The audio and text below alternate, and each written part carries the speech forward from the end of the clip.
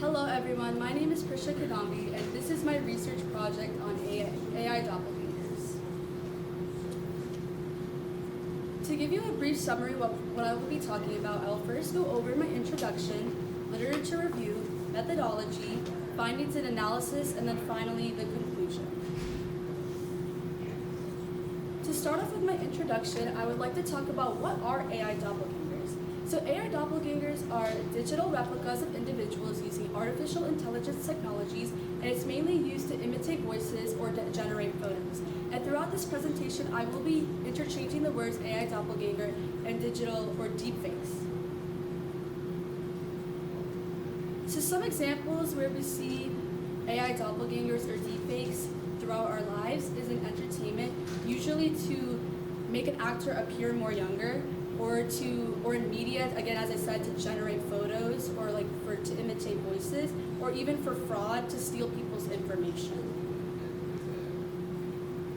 So now I would like to ask my audience, so there's two photos over here, and I want you to guess which one is the deepfake. Raise your hand if you think A is the deepfake. Okay. And raise your hand if you think B is the deepfake. Just look at me. I don't know. I'm staring. I can't tell. Actually, it's A. And I know, when I took this first, I genuinely thought it was B, but it just shows you how powerful AI is in tricking humans into believing that that is human and that is not. And so I want to address my issue is that there's a lack of research on deepfakes because it's a fairly new thing that's being addressed here. And as AI becomes more powerful, it increases their potential of misuse. And so I want to highlight this article over here where it says Scarlett Johansson warns of AI misuse after fake Kanye video. So as you know, Scarlett Johansson is a very famous actress. And in this video over here, or this article states that there was anti-Semitic remarks that were caused by Scarlett Johansson. Although it wasn't actually her, it was an AI deep fake of her, and she got a lot of backlash, and she had to address that this wasn't actually her. And for that reason, her reputation was a bit ruined. And that comes to my research question. How can AI doppelgangers or deepfakes affect an individual's reputation? Now, moving on to my literature review, I will be discussing about addressing the gap. So first, I want to say that there is a gap between AI and its use on social media and how it impersonates someone, ultimately leading to somebody's downfall, And so I'm going to show you the breakdown of the sources that I found. I found about 20 plus sources, and it consists of a lot of these perspectives. For example, scientific, social, artistic, historical, ethical, economical, futuristic, technological, and psychological. And based on the sources, I decided to prove the gap through 3 ways.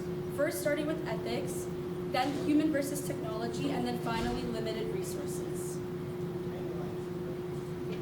For ethics, there's a lack of study behind AI and social aspects because it raises a lot of ethical concerns.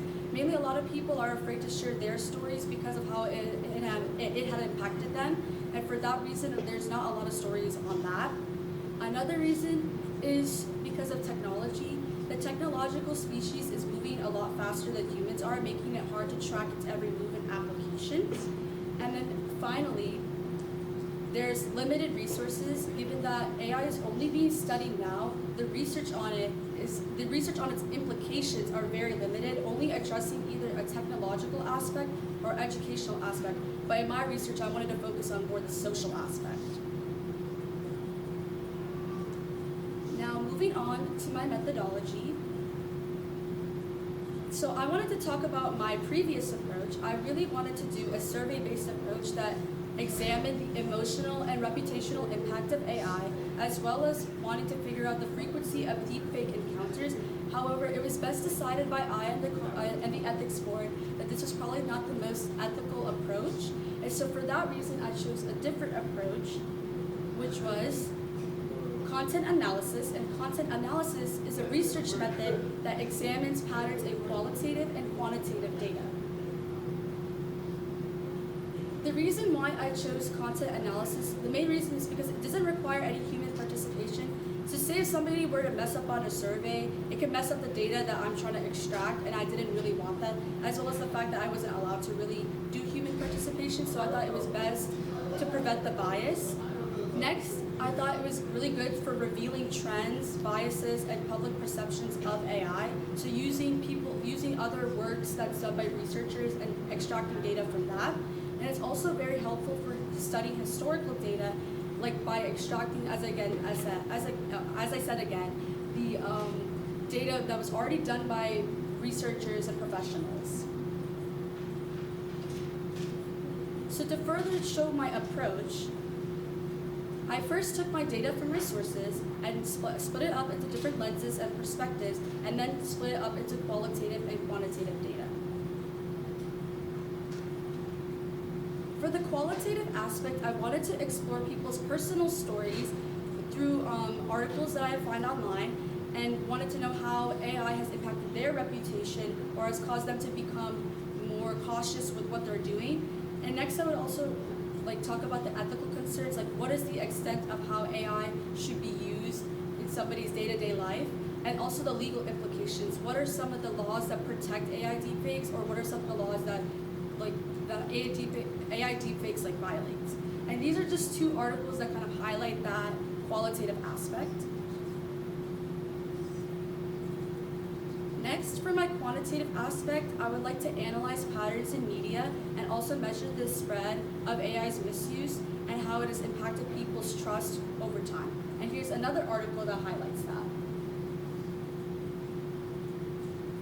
Now moving on to my findings and analysis, I decided to divide my findings and analysis into 3 different categories. First, I was going to be analyzing deepfake cases, then the spread of misuse, and then finally some legal implications.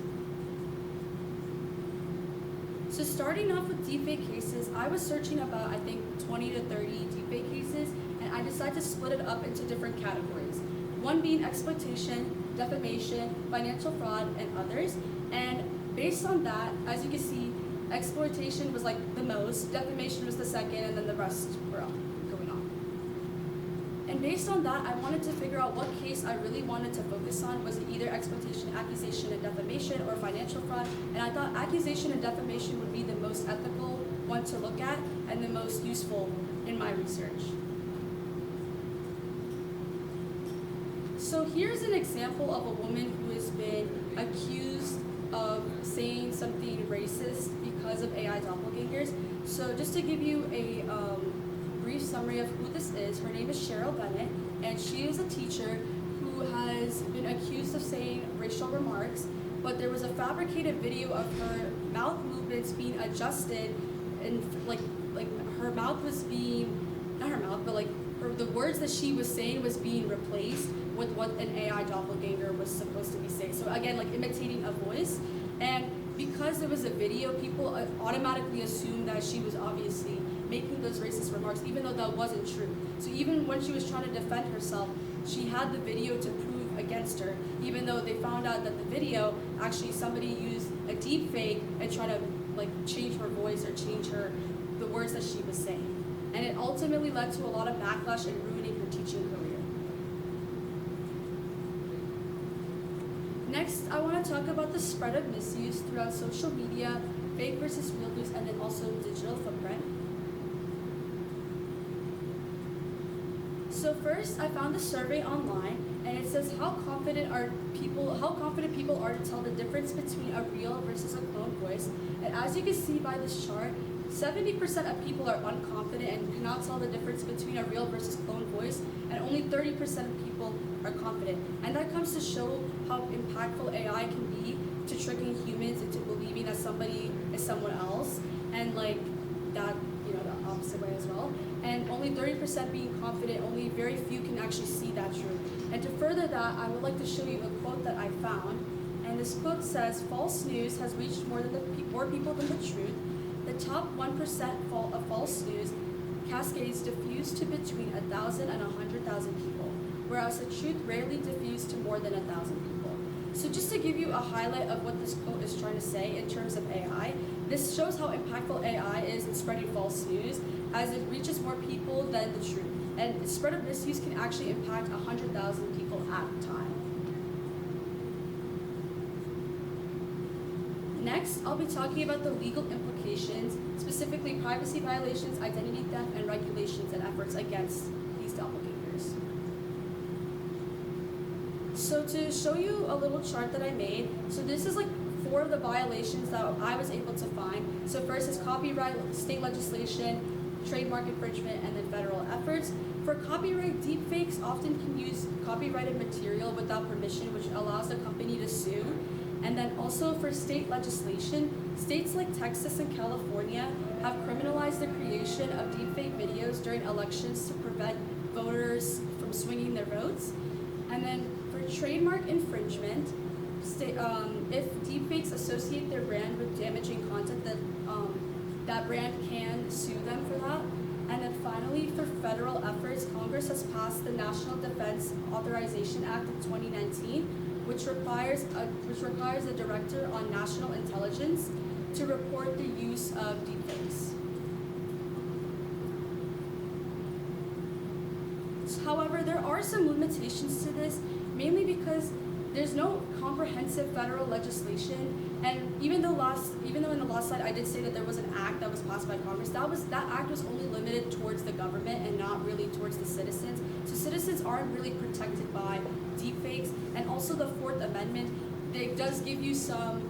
The Fourth Amendment says like the government doesn't allow to take certain information from you, but that can only be protected up to a certain extent. And then also laws can vary by state. So if you were to make like a deepfake in a different state where it's legal, you can get away with it compared to another state where it's illegal. And so for that reason, it's very like it's like there's a lot of legal loopholes in that sense. And then finally is First Amendment protection. Sometimes people use deepfakes to kind of express their opinions, or also use it for political satire. And if they were to take that away, it infringes upon your First Amendment rights. Finally, to conclude, here's a summary of my key findings. AI deepfakes are known to be an identity fraud, misinformation, and reputational damage. Public trust has declined severely after these incidents, and companies are now forced to verify if somebody's actions were done by themselves or if it was actually an AI. And for legal implications, there are some violations of deepfakes, as I mentioned before, the state legislation, copyright, and whatever. And then also there's legal limitations where like how does the First Amendment protect AI deepfakes, or also like, And then for future research, I hope to investigate stronger AI detection mechanisms, develop legal frameworks addressing AI-generated impersonation, and explore public policy solutions for digital identity protection. Here's my work cited. Okay.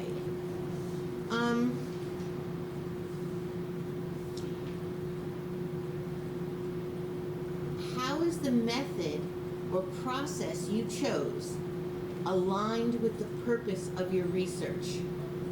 Okay, so the method that I chose was the content analysis. And I really wanted to extract that qualitative and quantitative portions, and this aligned with my research, or it proved the purpose of my research was to show how impactful AI was, not just in a quantitative aspect, but also a qualitative aspect. And that's why I really like that methodology, and that's another reason why I wanted to do a survey-based methodology. But because I wasn't able to do that, content analysis was another way of extracting that qualitative and quantitative data. Thank you.